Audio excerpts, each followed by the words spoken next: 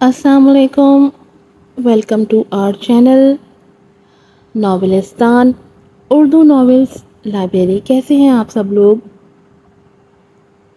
پھر سے ہم آپ کے لیے لے کر آ گئے ہیں وحشت زدہ بھیگی رات کی اگلی ایپیسوڈ. کیا ہوگی شادی زائشہ کی سعد سے یا پھر کر لے گا سعد رمشا سے شادی؟ آپ کا کیا خیال ہے؟ مجھے تو بڑا غصہ آ رہا ہے سعد کے اوپر. محبت کی لیکن نبھائی نہیں اس نے. چلیں دیکھتے ہیں، چیک کرتے ہیں کہ آج کیا ہونے والا ہے، کس کی ہونے والی ہے شادی کس سے، اور کیا سعد کو عقل آئے گی یا اس کی آنکھوں پر پٹی بندھی رہے گی اور وہ عورتوں کی چالوں میں ہی گھومتا رہے گا. بڑھتے ہیں اپنے ناول کی طرف، لیکن اس سے پہلے پلیز چینل کو سبسکرائب کیجیے گا، ویڈیو کو لائک کیجیے گا، شیئر کیجیے گا اور اچھے سے ریویوز بھی دیجیے گا. وحشت زدہ بھیگی رات ایپیسوڈ نمبر 7. رائٹر ہیں اس کی ایمن رضا. شادی؟ اس کے منہ سے کانپتے ہوئے لفظوں میں نکلا. ہاں شادی. ایک شادی ہی وہ واحد حل ہے جس سے تم اس خاندان سے بھرپور طریقے سے بدلہ لے سکتی ہو. وہ سرسراتے ہوئے لہجے میں بولا تو وہ حیرت سے آنکھیں کھولتے اس کی شکل تکنے لگی. لگاتار رونے کی وجہ سے اس کی سرخ ناک اور شدت سے کانپتے ہوئے لب بری طرح اس شخص کو اپنی طرف متوجہ کر گئے تھے. اس نے بمشکل ہی اس نازک حسینہ سے اپنی نظریں ہٹائی تھی. لیکن میں اپنوں سے بدلہ کیسے لے سکتی ہوں؟ وہ سسکتے ہوئے سامنے اپنے ستمگر کی طرف دیکھتے ہوئے بولی تھی.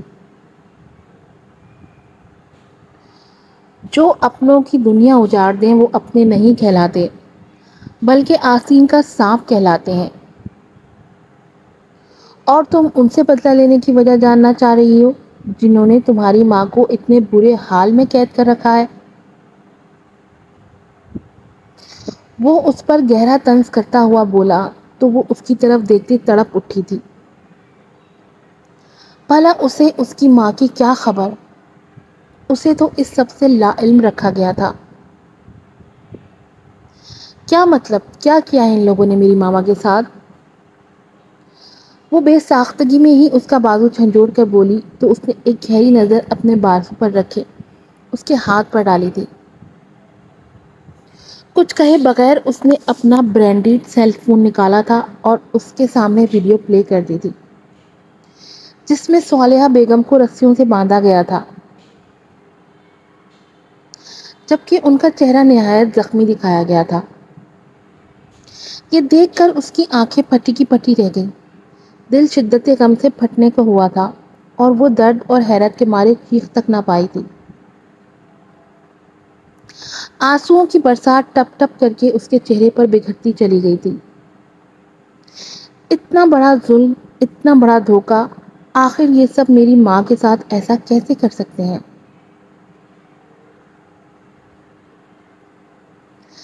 ساتھ تو ماموں کو پھپھو کی بجائے ماں سمجھتا تھا تو پھر وہ ان کے ساتھ ایسا ظالمانہ سلوک کیسے کر سکتا ہے؟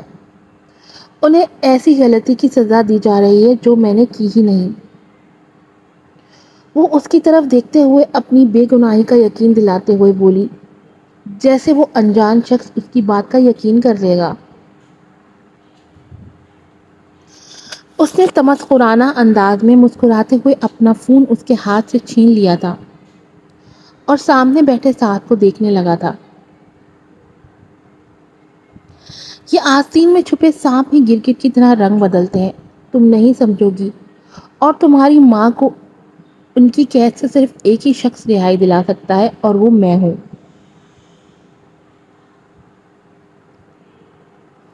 اس کے لیے تمہیں مجھ سے شادی کرنی پڑے گی. بولو کرو گی؟ کیا منظور ہے تمہیں؟ اس نے زائشہ کی آنکھوں میں اپنی سرد نگاہیں گاڑتے ہوئے کہا تھا. اس کے جسم میں کپ کپی طاری ہو گئی تھی. کیا وہ اس خاندان سے بدلہ لینے کے لیے ایک اجنبی شخص سے شادی کر سکتی ہے؟ اس نے انجان شخص کو دیکھتے ہوئے اپنے ڈرے سہمے دل میں سوچا. کیا یہ شخص اس کی مدد کر پائے گا؟ ایسے لاکھوں سوال تھے جو اس کے ذہن میں اٹھ رہے تھے۔ یقیناً یہی شخص اس کی مدد کر سکتا تھا اور اس کی ماں کو رہائی دلوا سکتا تھا۔ اس کو ایک نظر دیکھنے سے ہی اندازہ ہو جاتا تھا کہ وہ کتنی اعلیٰ خاندان کا امیر شخص ہے۔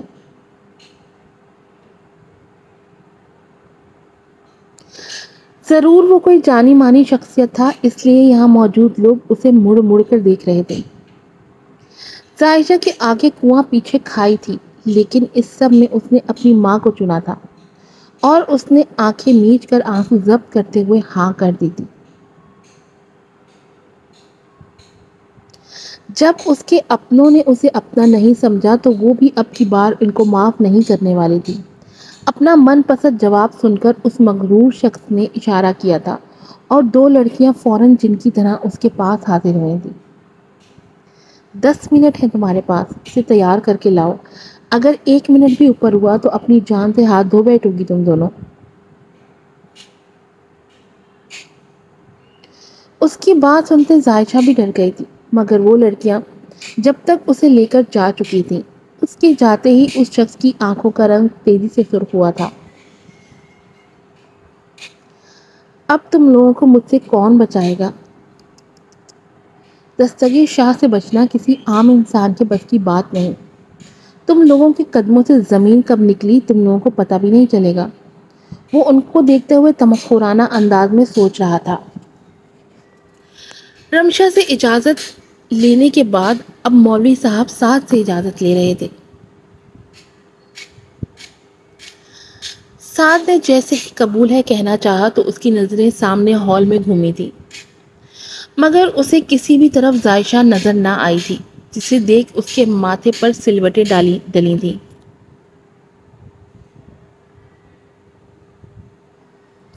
یہ کہاں گئی؟ اس نے دل ہی دل میں سوچا، مگر اپنے ابو کے کندھے ہلانے پر اس نے فوراً قبول ہے کہا تھا۔ اب اس نے فیصلہ کیا تھا تو اسے اس پر قائم بھی رہنا تھا۔ دعا کے بعد سب ایک دوسرے کو مبارکباد دینے لگے تھے۔ رمشا کے چہرے سے مسکراہٹ تھی کہ جا ہی نہیں رہی تھی، جبکہ سعد کی نظریں ابھی بھی ہال میں ہی گردش کر رہی تھیں۔ اسے ڈھونڈنے سے بھی عائشہ کہیں نظر نہیں آ رہی تھی، جو کہ اس کے غصے کا باعث بن رہا تھا۔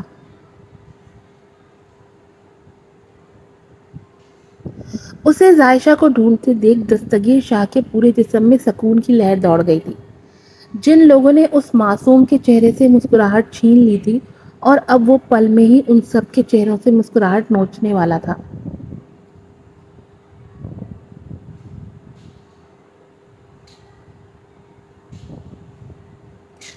وہ دھیرے دھیرے مضبوط قدم لیتے ہوئے اسٹیج پر آیا تھا، جہاں سب اسے دیکھ کر حیرت کا شکار ہوئے تھے کہ وہ کون اجنبی شخص یوں ان کے درمیان چلا آیا تھا اسٹیج پر۔ لیکن سعد کے ابو حماد صاحب فوراً اسے پہچان گئے تھے۔ انہوں نے اکثر اسے نیوز میں دیکھ رکھا تھا۔ یہ بزنس کی دنیا کا بے تاج بادشاہ کوئی اور نہیں بلکہ دستگیر شاہ تھا، جو پورے پاکستان پر چھایا ہوا تھا، جس کے ساتھ ایک بھی ڈیل ہو جاتی تو بندے کی زندگی سنور جاتی تھی۔ وہ سب حیرت زدہ سے اسے دیکھ رہے تھے کہ اس کا یہاں کیا کام۔ حماد صاحب نے اپنے چھوٹے بھائی کو اشارہ کیا، جس کی خود کی آنکھوں میں واضح حیرت تھی۔ وہ بھی اس کو پہچان چکے تھے۔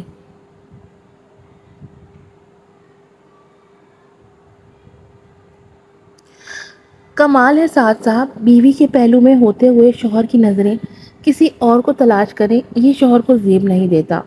اس کے اتنے گہرے طنز پر سعد نے اسے کھا جانے والی نظروں سے دیکھا تھا۔ آخر وہ شخص تھا کہ وہ جو اسے یوں بات کر رہا تھا۔ کیا مطلب ہے تمہارا؟ سعد نے دانت پیس کر کہا تو اس کی بات پر سامنے کھڑے دستگیر شاہ کے چہرے پر طنزیہ مسکراہٹ جھلملائی تھی، جسے وہاں کھڑی کئی لڑکیوں کے دل ڈگمگا گئے تھے۔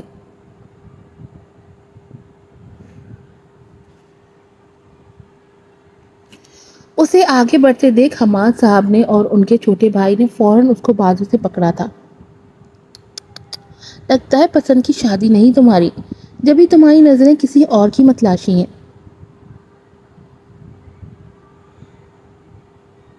یہ بات رمشا کی انا پر کاری وار تھی، جس کا شوہر اس کے ہوتے ہوئے کسی پرائی لڑکی کو یاد کر رہا تھا۔ سعد کو عائشہ کو ڈھونڈتے تو اس نے بھی دیکھا تھا، مگر آج وہ اپنی حالت کی وجہ سے خاموش تھی۔ وہ کسی صورت اپنا اصل رنگ دکھا کر سعد کو نہیں کھو سکتی تھی۔ اس کے اتنے گہرے وار پر سعد بلبلا گیا تھا اور اس نے دستگیر شاہ کا گریبان پکڑا تھا، جو سوٹڈ بوٹڈ نقص سا تیار ہوا کوئی یونانی دیوتا لگ رہا تھا۔ سعد ہوش میں آؤ، یہ تم کیا کر رہے ہو؟ کیا جانتے بھی ہو یہ کون ہے؟ یہ دنیا کے بزنس کے بتاش بادشاہ دستگیر شاہ ہیں۔ میں نہیں چاہتا کہ تمہیں میں اس عمر میں کھو دوں۔ خدا کا واسطہ مت کرو کچھ ایسا جسے ہم سہ نہ پائیں۔ وہ اسے چھڑاتے ہوئے بولے، جو خوار نگاہوں سے اسے دیکھ رہا تھا۔ دستگیر شاہ کے گریبان پر ہاتھ ڈالنے والا آج تک زندہ نہیں بچا، لیکن اس سے پہلے کہ وہ کچھ کہتا حماد صاحب گڑ گڑائے تھے۔ سر معاف کر دیں، نادان ہے یہ۔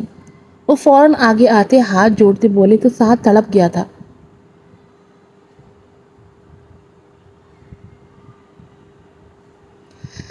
دستگیر شاہ نے مسکراتے ہوئے ایک نظر ان کے جڑے ہاتھوں کو دیکھا اور پھر سعد کو۔ دستگیر شاہ کے گریبان تک پہنچنے والا ہاتھ کبھی سلامت نہیں رہا، نہ جان، لیکن آج تمہیں اپنی دلہن کے صدقے معاف کرتا ہوں۔ اپنی دلہن کے سر کا صدقہ سمجھ کر تمہاری جان بخش دی میں نے۔ اس کی بات پر سعد جل کر خاکستر ہو گیا تھا۔ اگر آپ کو کوئی اعتراض نہیں تو آج میں اپنا نکاح بھی یہاں ہی کرنا چاہتا ہوں۔ کیا کوئی مسئلہ تو نہیں ہے آپ لوگوں کو؟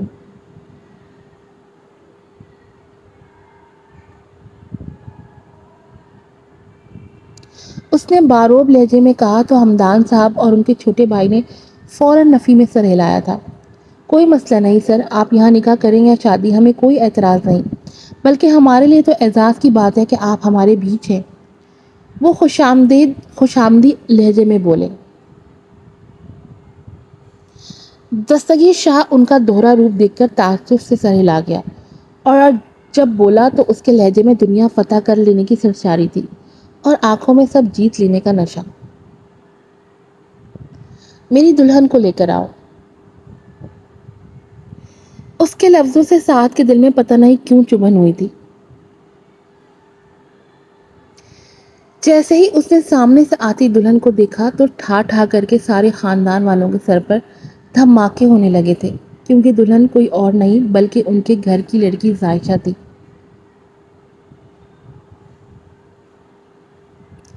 جیسے ہی اسے اسٹیج پر لا کر بٹھایا گیا تو دستگیر شاہ کسی بادشاہ کی طرح آ کر اس کے پہلو میں بیٹھا تھا اور مولوی صاحب کو نکاح پڑھانے کا کہا تھا۔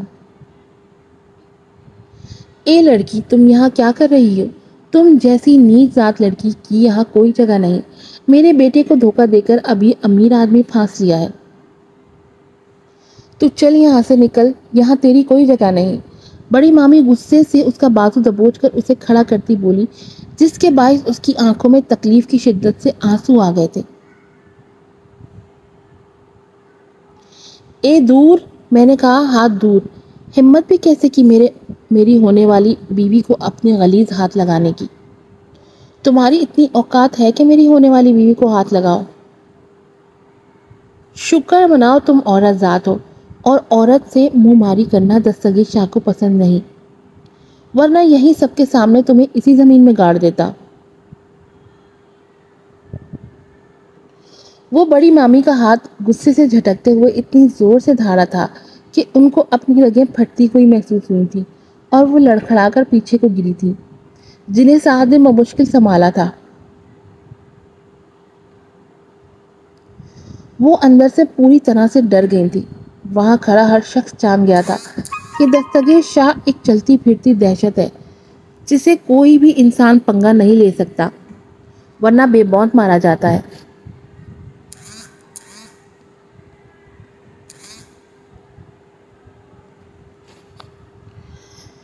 انہیں معاف کرنے کا کہہ رہی تھی، وہ ایک کی طرف نفرت سے اشارہ کرتا بولا، تم نے شکلیں دیکھی ہیں ان کی؟ کوئی ایک بھی رحم کے قابل نہیں ہے۔ کھڑے کھڑے ان سب کے سینے میں گولیاں اتار دینی چاہیے۔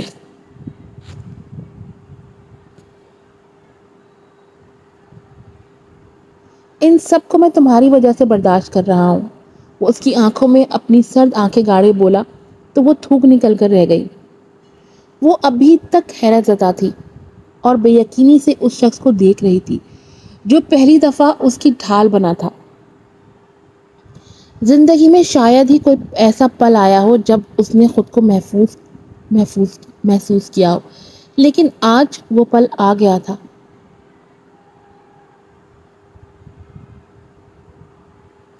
زائشہ تم ایسا کیسے کر سکتی ہو؟ سعد بلبلایا تھا اور اس کے ماموں نے بھی اس کی ہاں میں ہاں ملائی تھی۔ جیسے آپ کر سکتے ہیں، جب آپ کر سکتے ہیں تو میں کیوں نہیں؟ وہ اسے شکوہ کن نگاہوں سے دیکھتی ہوئی بولی۔ مولوی صاحب نکاح پڑھانا شروع کریں۔ اب اگر تم لوگوں میں سے کوئی بھی بولا تو اگلی گولی اس کے سینے میں اتاروں گا میں، وہ گن لوڈ کرتے ہوئے بولا۔ اس کی بات پر فوراً مولوی صاحب نے نکاح پڑھانا شروع کیا تھا۔ جیسے ہی زائشہ نے قبول ہے کہا تھا، اس کے چہرے پر فتح بھری مسکراہٹ چھا گئی تھی، جبکہ زائشہ کو اپنا دل بند ہوتا ہوا محسوس ہو رہا تھا۔ نکاح نامہ پر سائن کرتے وقت اس کے ہاتھ بری طرح کانپ رہے تھے۔ آخر کار اپنی ماں کے لیے اس نے اپنی زندگی ایک اجنبی شخص کے نام کر دی تھی جسے وہ جانتی تک نہیں تھی اور ابھی کچھ دیر پہلے ہی ملی تھی۔ دستگیر شاہ نے بھی خوش ہو کر اسے اپنے نکاح میں لیا تھا۔ مبارک ہو صالح صاحب۔ نکاح پورا ہوتے ہی دستگیر شاہ نے کھڑے ہوتے سعد کے کندھے پر تھپکی دیتے ہوئے طنزیہ مسکراہٹ سے کہا تھا۔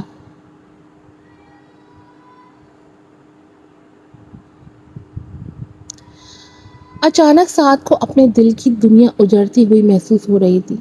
اچانک اپنے دل میں شدت سے خسارے کا احساس ہو رہا تھا۔ آخر تم نے ایسا کیوں کیا؟ سعد نے لم بھیج کر اپنا غصہ ضبط کرتے ہوئے زائشہ کو انگارہ ہوتی نگاہوں سے دیکھتے ہوئے پوچھا۔ یہ اسی زیادتی کا بدلہ ہے جو آپ نے میرے ساتھ کیا۔ کتنا کہا تھا میں نے کہ میں بے قصور ہوں، میری کوئی غلطی نہیں، مگر آپ لوگوں میں سے کسی نے ایک نے بھی میری بے گناہی کا یقین نہیں کیا، کسی ایک نے بھی میری بات کا یقین نہیں کیا تھا۔ اس نے روتے ہوئے ایک ایک پر نظر ڈالتے ہوئے کہا۔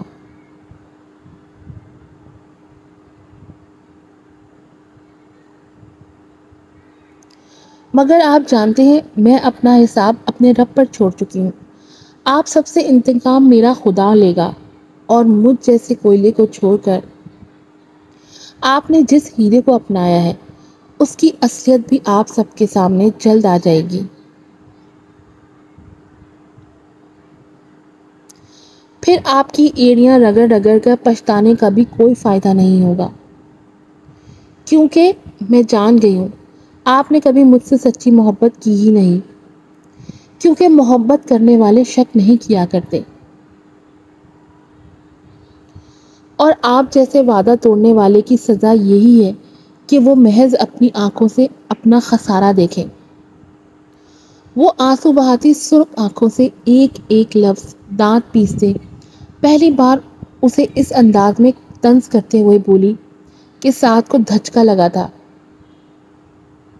کہ آخر وہ پل میں ہی اتنا کیسے بدل گئی تھی۔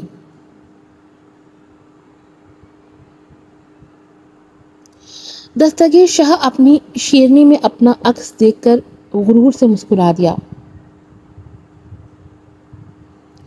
وہ سعد جس نے زائشہ کو ایک ماہ سے قید کر رکھا تھا، آخر اس ڈرپوک سی معصوم زائشہ کو اتنی شے کیسے مل گئی تھی؟ یا شاید اپنے نئے شوہر سے ملی تھی۔ آج کی ایپیسوڈ یہیں پر ختم ہوتی ہے۔ کیا ہوگا آگے؟